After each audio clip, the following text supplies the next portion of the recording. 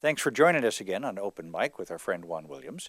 Um, and Juan, President Bush had a press conference on Friday where he announced government assistance to the auto industry.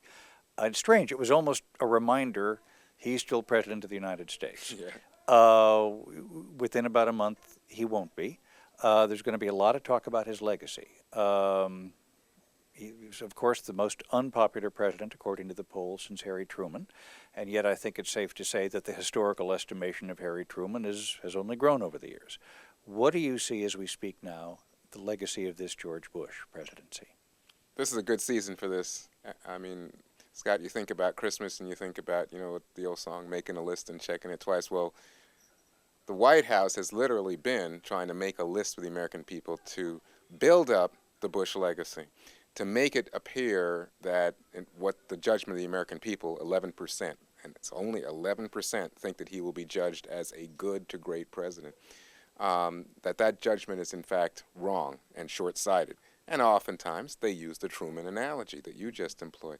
So what you've seen is, for instance, last weekend, we know that the president went over to Iraq, and the idea was to trumpet the triumph of Iraq, that Iraq is more stable, that the military's got things more under control than they've ever been.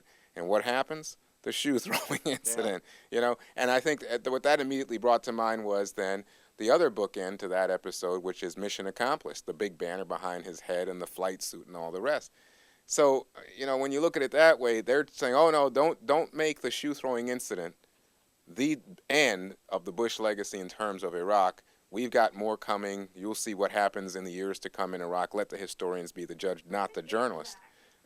Should we stop for a second? Well, we'll explain. That's just a page. Okay. Because we're in a working newsroom. We're in a working newsroom. All right.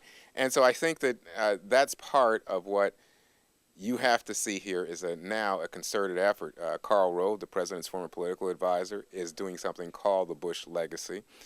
Bush's papers and much of his memorabilia will be housed at Southern Methodist University, SMU, in Dallas, where the president is going to live. He's just picked out a house. But to my mind, there are certain things that are sort of brass tacks. How you talk about brass tacks in life, birth, marriage, birth of your children, and death. I think for the Bush administration, you start with 9/11. You start with the aftermath of 9/11 as well. You start with 9/11 to the extent that he was not prepared for that attack. Who could have been? But he was not also prepared, it seems, to deal with the aftermath of 9/11. He was someone who was struggling. And I think this is reflected in what happened in another brass tack, Katrina, struggling with the idea that this is part of his presidency, part of the responsibility. Recently, in an interview, the president said he wasn't prepared to be a wartime president, so he wasn't prepared to deal with that. So much of this He'd run so much on domestic issues and, in fact, talked about we can't get into nation building. Well, that's the other thing now. So, okay, so when you look at the war and when you look at the aftermath of 9/11, you'd say the highlight of the Bush presidency is he kept us safe. And you're going to hear that refrain time and again, not only from the president but from his top aides. There have been no subsequent attacks on the United States since 9/11. He doesn't talk about the war effort. He really says, hopefully, that, as I said, future historians will judge him differently. But let's come to the domestic side that you were just talking about, Scott. If you stop and think about it, this is a president who said he was going to revolutionize Social Security reform. Didn't happen. Think about it in terms of immigration reform. It didn't happen. You think about Katrina and that famous phrase, "Great job, Brownie." Yeah. Not happening. Heck of a job, Brownie. Heck of a job, Brownie. Now it seems almost ludicrous. Mm-hmm. And then you come forward again and you start to think about No Child Left Behind, which I think is actually going to be seen by historians as a major achievement. But if you ask people on the ground now, especially people involved with the education system, they have so many criticisms of it, and the unions have been effective in blocking so much of what the president was trying to legislate and achieve.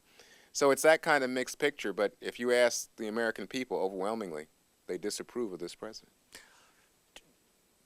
You've been covering the transition. Do you foresee President Obama, just before he's sworn in, because President Bush is going to be up on the rostrum with him, Right. what do you imagine he might say to him? Because it's become almost a tradition for the outgoing president to be thanked for something. Well, you know what? This week it was announced that, in fact, they're going to have a luncheon at the White House with all the 5 living presidents. So that's going to mean Jimmy Carter, the first President Bush, Bill Clinton, the incumbent President Bush and President-elect Barack Obama.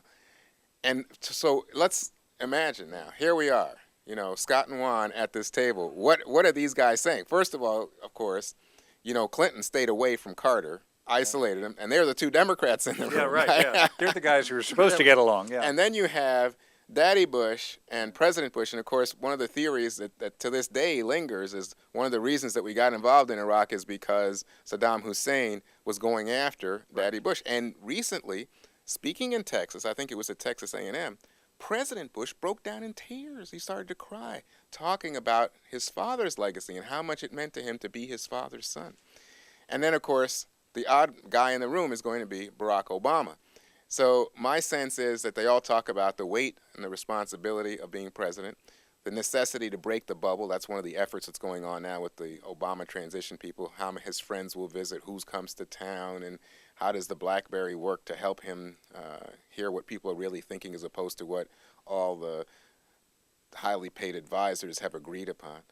This is, to me, so important that they have a sense among them, these five men, of the weight of the responsibility of being in the room and now what it comes to. What does it really mean, and what advice can you pass to the younger man?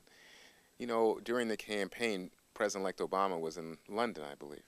And off mic, you could hear him talking. I forget who he was talking with, and he said, really what this job is about is to be philosophical, is to be someone who absorbs information and makes judgments.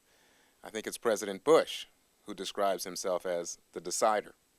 Well, it's a little bit of a difference, but pretty close. But there's a difference between judgments and the decider. One tends to be very visceral and, sort of, I'm going to make this decision and we're going to go with it and no questions asked, versus someone who says, I want to have different opinions so that I can make a judgment, best possible judgment, and go forward.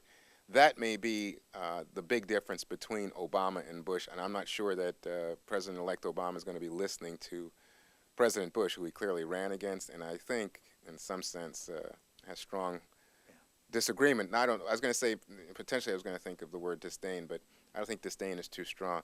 I think that he clearly thinks, like most of the American people, this has not been a successful presidency.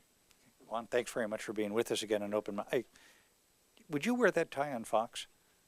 Yeah. But, it's a Christmas tie. Look, you have a Christmas tie. I have a red and green tie. Well, Okay, red yours and green. has Santa Claus Let on me just say it's red, white, and green with Yes, a red, touch white, of and green. black because this is sartorial excellence, let me tell you. Day in and day out, this is my man. But this is just simply a goof tie with Santa as a golfer. Yes, you can see he's swinging. Santa's a golfer. Yes, yeah. and these are golf balls.